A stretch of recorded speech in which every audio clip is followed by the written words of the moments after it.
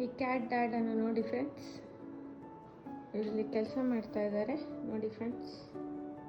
ಕೆಲಸ ಮಾಡಬೇಕಿದ್ರೆ ಇಲ್ಲಿ ಅವ್ರ ಬೆಕ್ಕು ಮಲಗಿದೆ ಅಂತ ನೋಡಿ ಫ್ರೆಂಡ್ಸ್, ಕೆಲಸ ಹೇಗೆ ಮಾಡ್ತಾ ಇದ್ದಾರೆ ನೋಡಿ ಫ್ರೆಂಡ್ಸ್.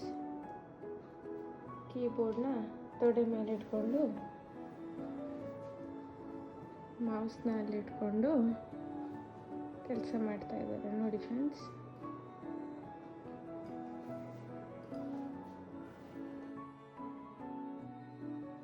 ಇಂಥ ಕ್ಯಾಟ್ ಡ್ಯಾಡನ್ನು ಎಲ್ಲರೂ ನೋಡಿದ್ದೀರಾ ಫ್ರೆಂಡ್ಸ್? ನೋಡಿ ಫ್ರೆಂಡ್ಸ್, ಏನಿದು ಅವಸ್ಥೆ,